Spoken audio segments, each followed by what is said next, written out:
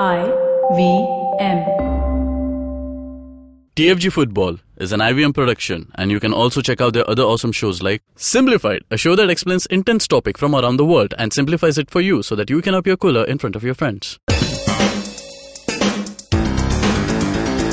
You're listening to TFG Football. Hello and welcome guys to the new episode of the TFG Indian Football Podcast. And I think if you guys are regular listeners, at times you must have heard our shows where we are not in the studio, where we all three of us are displaced in one place or the other. Now today, due to a lot of reasons and also weather conditions, we could not be in the studio. So we three, Challenges, as you know, is in Aizawl at the moment. Kevin and me are in our respective homes.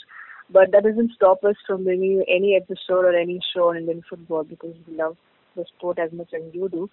So here we start. I have both of them joining me, like I told you earlier, Kevin and Chiranjeev. I think before we head on with our regular talks on Indian football and with everything, here's wishing our captain Sunil Chetri a happy married life. It was yesterday that he got married. And, wishing him and his beloved wife great years ahead. Did you see the pictures of him riding yes. the horse? Yes. You know what the horse is called? Yeah, I saw a tweet as well. I think many of them have seen it. Let that stay there. Let's move on. Well, moving on now. Yesterday we did see a great match in Kerala, but before that, Chiranjeev, Mizoram Premier League updates from you. We heard Aizawl in the finals. Yes. Give us something more about it. Yeah, well, it was 2-2 in the first leg between Aizawl FC and Mizoram Police FC. And by the way, this is the oldest rivalry existing in Mizoram football. You know, these clubs go back to the 1980s, back when Mizoram Police FC was the big gun from Mizoram, and Aizawl FC was born with an aim to take them on. So it's going on till now. It's a great rivalry to see. You see all these people. Of course, you have the usual bunch of Aizawl FC fans. You have a lot of Mizoram Police FC fans as well. You know, apparently those are mostly, friends and friends of friends and relatives and cousins of players who are playing. So, but it's still, they must have really big families because that fills up the stats as well. It was a good game in the first half. The first leg was 2-2 between these two teams, and they started off with an early goal for Aizawl FC. Mizoram Police struck back. It was 1-1, and I think they had a few chances. The Mizoram defense, not the Mizoram defense, Aizawl FC defense seemed to be taken aback by the pace of some of these MPFC players. You saw Aizawl FC take on East Bengal and the way they pulled the comeback. But when they are facing, other really good Mizoram Premier League sides, they tend to get flustered because there are players in the MPL who are not in Aizawl FC who are actually much better than the Aizawl FC players. So, you see certain runs, certain moves that completely bamboozles the defense. So it was 1-1. It went into penalties because a draw on both legs leads to a penalty directly, no extra time. So Aizawl FC won it. And the first person who took the penalty kick for Mizoram Police, he just missed it. He sent it over the bar, and none of the Aizawl FC players missed their penalty. So it was a 4-2 in the end. Aizawl FC are in the final. And now they're going to face Chennai FC on Friday. So that should be one of the most interesting games of the season, I would say, because Chennai have been known to buy all the good players. They've invested a lot of money in their team. All the good local players are there. Some of them may move over to Aizawl FC after MPL is over. So in January, Aizawl FC will become a different beast. So it's been pretty successful season for Chennai, who have won the Super Cup, the Independence Day football tournament, and they're trying to make a hat-trick of trophies. in the local season with this. And I saw them play Chennai FC in the other game as well. So they broke Chennai towards the end. It was a pretty dominant performance from them. 4-1 they won the second leg. So it should be interesting to see how these two giants, I'm saying giants because Aizawl FC are the national champions and Chingaweng are the current local big guys. So let's see who emerges as the winner. It's going to be interesting. It all sounds interesting. Now, moving on, Chiranjeev, do you have any more updates on Dika's injury? He's been released. Yeah, so two people had to be hospitalized from Sunday's derby. Dika was taken to hospital after he got an injury after a tackle or a collision with an opponent player. He had, I think, some problems with his rib. He was in pain. There were some tests done, and after that, the doctors determined that not much is wrong with it. It's a surface level wound, or not a wound. It's injury. So yeah, he was released from the hospital later that night, and the Mohun Bagan staff are hopeful that he will play in the next game. He's recovering right now. So that's one. The other was Mr. Ropude, who suffered a cardiac arrest. He was also rushed to the hospital. He's a Bengal fan, had a heart attack right after Mohun Bagan scored. So he's also out of danger from what we hear. So yeah, it's a sort of an okay ending after a lot of scare that a lot of people received because of his health.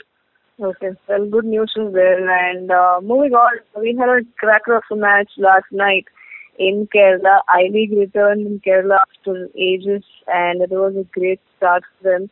Gokulam Kerala FC played Chennai City FC. Now, we did see how Chennai's performance was in the first match that they played in Minerva. They were thrashed 3-0.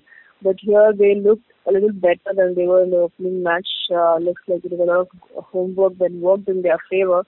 But it was a fast-paced game. 1 second, both the teams were at it. They wanted goals. They wanted those 3 points.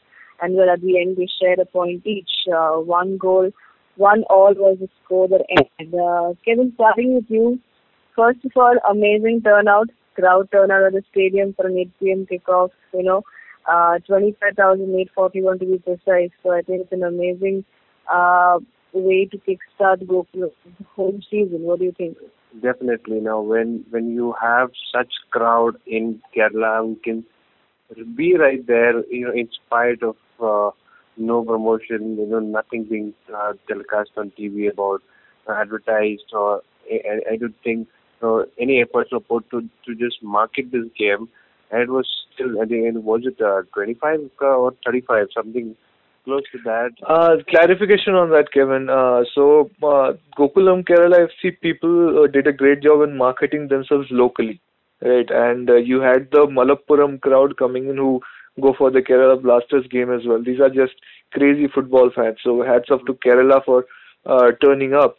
It probably was more than 25,000 because what I'm hearing is that the number that was shown was tickets sold, and students had free entry. So okay. You had you did have a little bit of extra, and in EMS Corporation Stadium, it's kind of like Kolkata, where a few people are crafty enough to just get in without a ticket. So that also might have happened. And by the way, I think Kerala Blasters attendance is also quite a bit more than they show, because there are a lot of people who are there but are not accounted for. So yeah, it was. I can pretty certainly say it was more than 25,000, quite a bit more than 25,000, and even the 35,000 figure that you see for Kerala Blasters, that's also a little bit. Let's say way below the mark that people show. What an entertainment to that crowd which turned up. I think nothing short of end-to-end action from both teams. I think first half was flooded with chances, and if it wasn't for the heroics of the Gokulam keeper Bernard, I think we would have seen a much higher goal scoring game yesterday. Again, Chennai City were better in the first half than they were in the second half. No comparison to the giving up spirit. It's just that I think they were in the flow only in the first half. It just died down towards the end of the game. But Khalid, Mbale, and Baikamo, what performances from these guys. We were talking about the foreigners in Gokulam FC in the first game. I think they've just started to prove themselves. But unlucky for them, they had to be substituted. Two of them have to be substituted right in the first half. Two foreigners gone. So it takes a lot of meat away from the attack, because the performances that they put in, it would have been a different story had they been on field for at least 60-70 minutes. But it wasn't the case, and I think they will bounce back. It doesn't look like big injuries. I hope it's not. Khalid in the second half, I think the chance that he created he just struck a sweet left foot. It was going in, and somehow the keeper couldn't handle it, and it was just punched out and Rashid on the follow-up. I think after that he got another chance in the second half, which he should have buried that, but he just missed it from yards out. So overall, I think it was a balanced game. Both teams could have scored much more. I think at least the 3-3 could have been a score that I was expecting by the chances that they had. And none of them wanted to give up. Obviously, Gokulam being the home side, I think dominated the second half so much that the goal was almost coming for them. But compared to the first game against Indian Arrows, they looked very well in shape. The defense was great.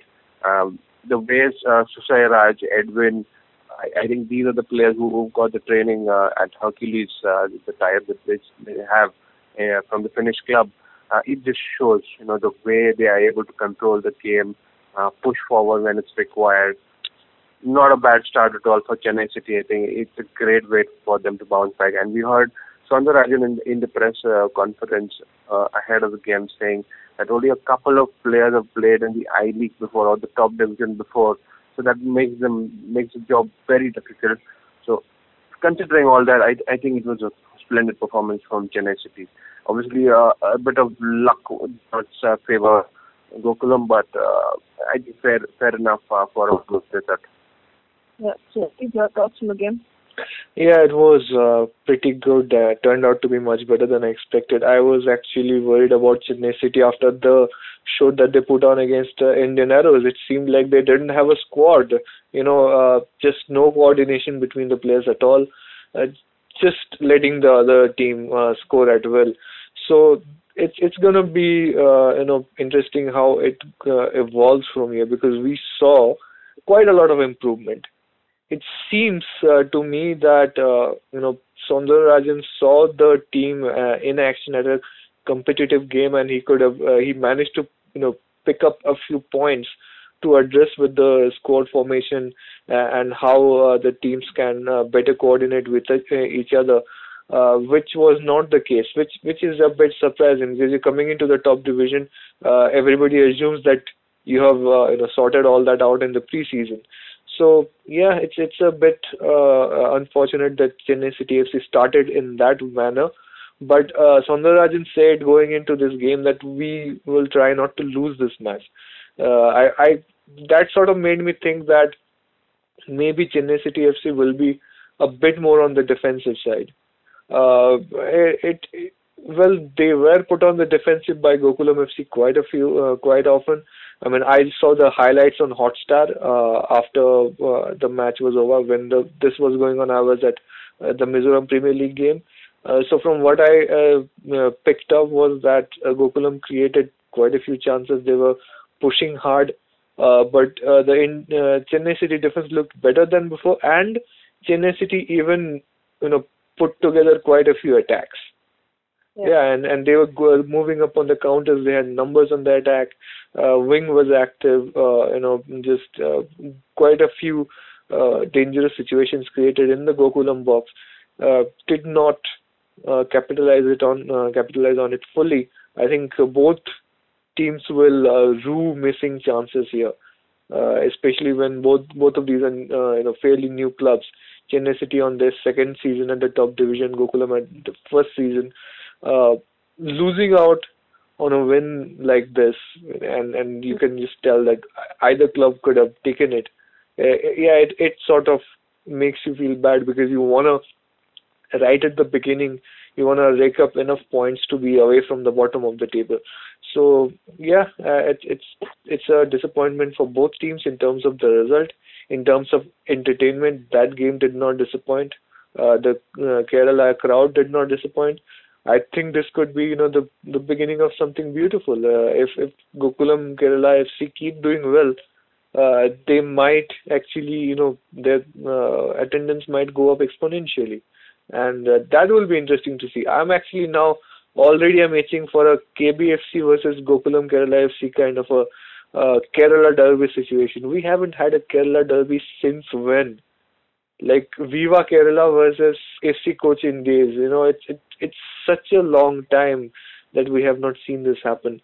Make it happen. More is the leagues. You have some delicious clubs in action in I-League now, which would enrich ISL in so many ways.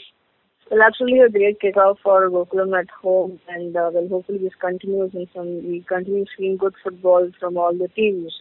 Now we need to slip in a short break, but on the other side we have tonight's match preview between Indian Arrows and Minerva FC. All of that on the other side. Over 47% of online users in India have experienced harassment at some point. So if it's two of us inside this recording studio, chances are pretty high that one of us has faced abuse at some point. How do we tackle this? What do we need to do better? Come, let's learn together. Join me on Akanksha Against Harassment at IVM Podcast every Thursday. Let's learn how to make online a safe place together.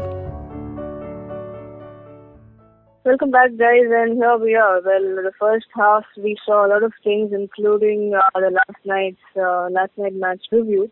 And today we have Indian Arrows in action, who started the campaign in I-League for the first time with a 3-0 win over Chennai City, and on the other side, even Minerva Punjab look very good at this moment because they drew their first game against Mohun Bagan, and they have 3 points they collected against the new team Mizoram FC. Now, Chiranjeev, let's start with you. Indian Arrows versus Minerva Punjab. How do you see this clash going about? It's like, because I think that's one of the tweets I saw was current Minerva players versus former Minerva players. Yeah, some former Minerva players, right? But this is going to be a much more close game than the Indian Arrows versus Chennai City situation. So this is where the difficulty level starts going up for Indian Arrows. Minerva Punjab are a young team. They have speed. They can coordinate in the midfield. The wings are active, and they have that fervor that even when they concede, they immediately get stuck in and try to get back in the game. Their spirit doesn't break like Chennai City's happened. They put up a great fight against Mohun Bagan, held them to a draw at home. There's no reason to assume that it's going to be any less of a fight. This is going to be one tight game, and we might see like a couple of goals on either side. Kevin, your thoughts on the game? How interesting does it look? Yeah, it definitely looks very tough for both sides to get ahead of each other because 3-0 for Indian Arrows is a confidence-boosting big game in the first of the season. But look at Minerva; they've come back on both occasions in the games, having played. So that this shows that they are not going to give up till the final whistle. And for Indian Arrows, I think if they are not able to score early, it's going to be a tough job for them. This under-17 side that played the World Cup has learned a bit of lesson from that. That it's not easy to just face a tough side and wait that for them to come and score against you. You have to take the game to the opponents, and that's going to be the lesson that they've got. And the 3-0 is aside now. The Matos also hinted that the same squad might just be lining up for this game. So it was under 7, I think 10 under 17 players and Edmund from the side who did start in the last game. So expecting a similar starting lineup, but he might just tweak around with the formation. Matos trying to get in that containment called Chenko. He's on fire on that wing, and when he requires, he can just drop down and do the duties. So with that kind of a work rate he's got, he's just not one player who's going to wait for the ball to come to him. He makes those runs. He makes those defenders to him. He attracts defenders, and that just makes things difficult for Arrows. They might have never played a game like this. They might have to just maybe on the defensive side in the first, just to understand what's happening. But highly doubtful that Matos is going to be defensive in any way, because his point to prove to everybody is this team can attack. Okay. So Matos being in charge of this team actually helps them in many ways, because he's understood how good this team can be, what are their strengths, where they've lacked in the World Cup. 3 matches is all we got, but he's learned a lot from those. Even the boys who understood what pressure is. So this league is going to be a big challenge for them. But I think they do not have any fear. That is why we've seen such a free-flowing game from Indian Arrows in the first opener against Chennai City. And it's going to be the same tonight. Minerva Punjab obviously have got that grit in them, trying to not give up till the end. Until the final whistle, I don't think we've got any chance to see. It's going to be an end-to-end action, and a free-flowing game obviously is expected from both sides. Matos is definitely not one of the coaches who's made in charge of this team to play defensive. So it's going to be an all-around attack from both sides tonight. Well, sticking to that, Kevin, we saw 3 goals scored by Indian Arrows in the first game itself. Do we see goals tonight in tonight's game, and who favor those goals to? I'm sure that Minerva is going to score at least a couple. But looking at the ability of players in the under-17, I think they can just come back. So a 2-all is what I'm looking at. I think it's going to be a high-scoring game. 2-all. Okay, interesting. Chiranjeev, your expectation and prediction on the scoreline? Yeah, I said I see a couple of goals from either team in this match. It seems like if Indian Arrows keep up the form that they have got, of course we just saw them against one very badly assembled Chennai City side. If they keep it up, who knows, they may make top 4 and play in the Super Cup. How crazy will that be? So even if it's a draw for them, it's a good result. They're on a good start. Well, some crazy inputs from both our boys here, but hopefully we see another cracking match in I-League, and let's see goals, of course, but let's see if Indian Arrows can step up their game once again and continue the form that they are in, that we saw against Chennai City. But on the other side, they're playing Minerva, who have experience and who also have been playing really well this season. Well, all of that we'll have to wait and watch once the game kick-starts. And that's all from us for today's show. Hope you enjoyed it. If you did, then please do like, share, subscribe, hit the bell icon so you get updates of a new episode. You can also lay down your comments, your thoughts about last night's match and everything that we spoke today in our comment section on our YouTube channel. And also, you can also talk to us directly on Twitter. Directly Toza Boza _Kevin CG Matthew 94. Follow the TFG football to the handle for all the updates on Indian football, and also read up on all these stories on our website at handgarage.com. Have a great day, guys. Enjoy the match and come back to us tomorrow. Cheers.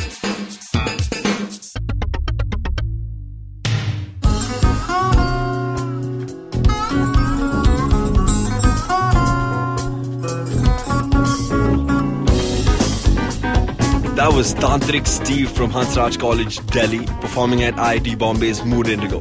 Just like them, there's a lot of new talent and art coming out of colleges all across India, but unfortunately most of this goes completely unnoticed or ignored. To fix this, we started atkt.in. Hi, I'm Ankur, I'm a musician and a rapper, and I found that one of the best things about being an artist myself is finding new talent. Through ATKT.in, Tanya, my colleague who's a dancer, and our whole team really is putting all of our efforts into discovering and promoting all the coolest talent that's coming out of colleges all across India. And this goes up on our website, our social media, TV, radio, and now, of course, this podcast with IVM. Make sure you go to our website, support the talent with your likes, your shares, your comments. All of that really matters. Go ahead, check it out. ATKT.in.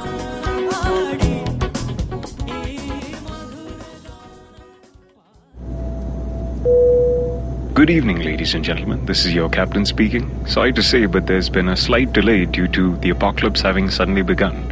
As you can see, there's death, destruction, and chaos taking place all around us.